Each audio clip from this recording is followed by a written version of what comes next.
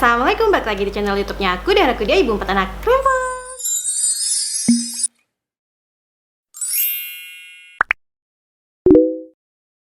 Apa kabar kalian semuanya? Semoga kalian sehat selalu. Di video ini aku mau sharing cerita aku selama 40 hari di anak aku yang keempat. Aku bakal cerita juga nanti di anak yang pertama, yang kedua, dan yang ketiga. Tapi aku mau buat ceritanya ini di pembukaannya di anak keempat, jadi dari bawah sampai ke atas. Kalau misalnya kalian suka dengar aku cerita kayak gini, jangan lupa untuk di like video yang kayak gini. Tonton video ini sampai habis, kita langsung aja ke videonya. Oke, sebelum ke videonya aku mau disclaimer dulu bahwa apa yang aku ceritain di sini semuanya adalah berdasarkan pengalaman aku. Jadi kalau misalnya kalian punya pengalaman yang sama, boleh banget juga ikutan sharing di kolom komentar. Jadi biar kita bisa saling cerita-cerita. Karena di waktu anak keempat aku itu melahirkannya secara sesar, maka dari itu aku agak lumayan lama nginep di rumah sakit. Nah, waktu itu aku nginep di rumah sakit sekitar 4 hari. Awal mulanya aku kenapa bisa jadi sesar udah aku ceritain. Ceritanya nanti kalian bisa nonton videonya nanti di sini, aku akan taruh linknya. Tanggal 3 Mei aku dalam perjalanan menuju ke rumah sakit dan besoknya baru dapat informasi bakalan disesar di tanggal 4 Mei. Waktu itu aku lagi batuk dan pilek. Sekian menit aku tuh bisa batuk. Kalian tahu kalau ruang operasi itu dingin banget. Aku masuk di dalam ruangan itu, aku bener-bener nggak bisa napas dari hidung aku, jadi aku napasnya dari mulut. Waktu itu aku tuh pilek parah sama batuk parah, jadinya aku makin parah pileknya. Keluar dari ruang operasi, aku langsung ditaruh di kamar. Rasa luka sisa sesarnya itu di perut aku belum terlalu merasa banget karena memang masih ada setengah obat bius yang terasa gitu. Jadi aku tuh ngerasain dingin dan menggigil. Bayinya ditaruh di ruangan khusus bayi dan di situ dirawat sama susternya. Aku cuman ketemunya tuh sebentar aja pas waktu di ruang operasi. Aku tuh ngelakuin operasi pagi, terus siang udah selesai. Pas sore sekitar jam 3 jam 4 bayi aku langsung dianterin. Dan posisinya di situ aku cuman sama suami aja dan gak ada yang ngebantu, pure kita tuh cuman berdua aja ngurusin semuanya. Alhamdulillahnya anak-anak masih ada almarhum neneknya, jadi masih ada yang jaga. Jadi 3 anak aku tuh dititipin di sana. Kagetnya pas di situ aku kan kayak belum pulih banget ya, tapi di hari itu juga setelah habis operasi anakku langsung diantarin dong ke kamar gitu. Jadi kayak berdoa ya semoga anaknya tuh nggak rewel kayak gitu.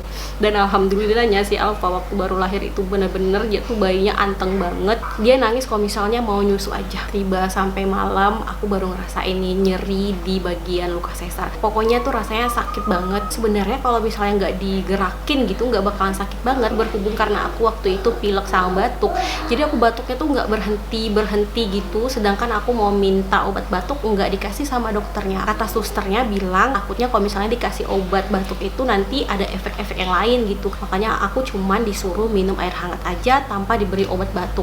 Padahal aku tuh batuk per sekian menit, jadi aku takut kayak jahitan di luka sesar itu bakalan sobek gitu. Aku takut banget. Saran susternya kalau misalnya batuk dibekep aja perutnya itu pakai bantal, jadi kayak diginiin terus baru deh batuk gitu. Bisa dibayangin mam, per sekian menit tuh aku batuknya tuh nggak yang tapi batuknya kayak nggak berhenti. Itu sakitnya 2 kali lipat 3 kali lipat, kayak naik level kayak gitu. Sakit di bagian jahitan sesar aku. Hari pertama sampai hari keempat itu rasa mau mati. Nggak batuk aja tuh, bagian luka sesar itu sakit gitu, apalagi ditambah batuk. Nah, level kesakitannya tuh bakal naik gitu. Itu benar-benar pengalaman aku yang aku ngerasa kayak nggak kuat kayak gitu, tapi aku harus tetap ngelaluinnya. Oke, hari pertama aku belum kasih ASI ke anak, jadi anak aku sama sekali nggak aku kasih support.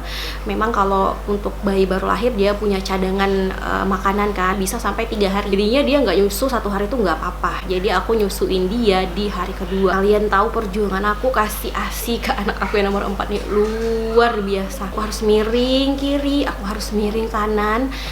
Kalian bayangin kalau mau miring aja tuh gerakin perut tuh rasanya sakit banget. Tapi aku punya tekad kalau anak aku dia harus ASI gitu. Karena kalau aku personally ASI aku tuh melimpah banget, banyak banget. Habis melahirkan sayang banget kalau misalnya sampai nggak bisa kasih ASI ke anak dan ASI-nya kebuang-buang kayak gitu.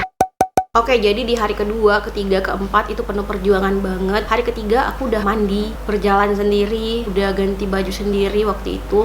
Dan waktu mandi juga dibantuin sama suami karena aku juga kasih ASI gitu ke bayi. Makanya aku pikir udah hari ketiga udah cukup, aku harus mandi kayak gitu. Hari pertama, hari kedua itu benar-benar nggak ada yang ngelapin, nggak ada yang mandiin tuh nggak ada. Kasih dokter juga luka jahitannya nggak apa-apa kena air, penting dikeringin aja yang bersih dan digosokin gitu. Anak aku juga alhamdulillah pas aku aku kasih ASI sama sekali gak rewel. Jadi pas waktu aku kasih ASI ya udah dia nyusu aja gitu, kayaknya dia nggak nyusahin aku banget. Suster mandiin sama gantiin baju bayi aku selama aku di rumah sakit. Nah aku dimandiin setiap pagi sama sore, pokoknya tinggal nyusuin dia aja. Waktu mau pulang di hari keempat, nah itu hari pertama aku pakein dia baju. Luka sesar aku udah lumayan banget di hari keempat, jadi aku nggak terlalu merasakan sakit banget waktu itu. Pokoknya kalau misalnya sakit diminumin obat udah agak mendingan gitu rasa sakitnya. Dikasih obat anti nyeri itu ada 2, dan kemudian ada obat apa lagi gitu aku juga lupa. Lanjutnya udah hari keempat kita pulang di rumah dan bener-bener aku ngurusin bayi aku tuh sendiri. Dan pada saat itu anak-anak belum pada pulang, mau lebaran gitu, jadi anak-anak masih di rumah almarhum ibu mertua aku waktu itu. Mereka sampai lebaran di sana, jadi aku benar-benar lebaran di sini cuma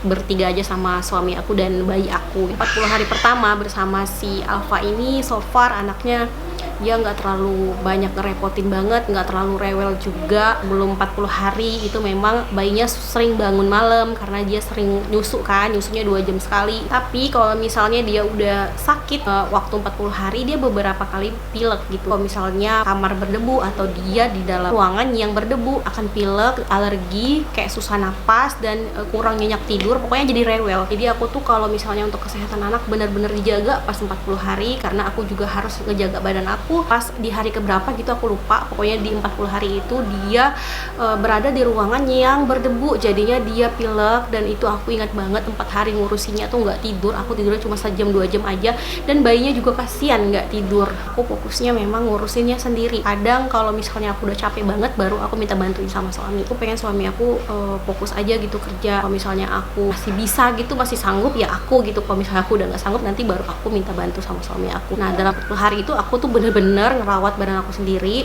Aku pasang stagen sendiri, minum jamu tuh sendiri, terus aku juga ngelulurin badan aku tuh juga sendiri. Pokoknya semuanya serba sendiri. Jadi pagi-pagi aku udah bangun, anaknya lagi waktu bobo, aku rawat diri aku dulu gitu sebelum aku ngerawat bayi. Jadi aku ngelakuin aktivitas-aktivitas yang aku seneng kayak gitu. Pokoknya gimana caranya aku tuh selama 40 hari itu atau selama aku ngurus anak aku itu aku nggak stres. Oke, itu dia cerita aku, cerita selama 40 hari aku merawat anak aku yang nomor 4. Nanti aku punya cerita yang lain lagi di anak 1, kedua, ketiga. Semoga video ini bisa menambah informasi dan buat semangat untuk moms di luar sana yang masih dalam pemulihan 40 hari mengurus anak. Tetap semangat, lakukan yang terbaik. Kita semuanya sama kok, kita pernah ngelaluin apa yang kalian laluin. Sampai jumpa lagi di video aku selanjutnya. Terima kasih buat kalian yang udah nonton video ini, udah dengerin aku cerita dari awal sampai akhir. Sampai jumpa lagi di video aku selanjutnya. Assalamualaikum warahmatullahi wabarakatuh.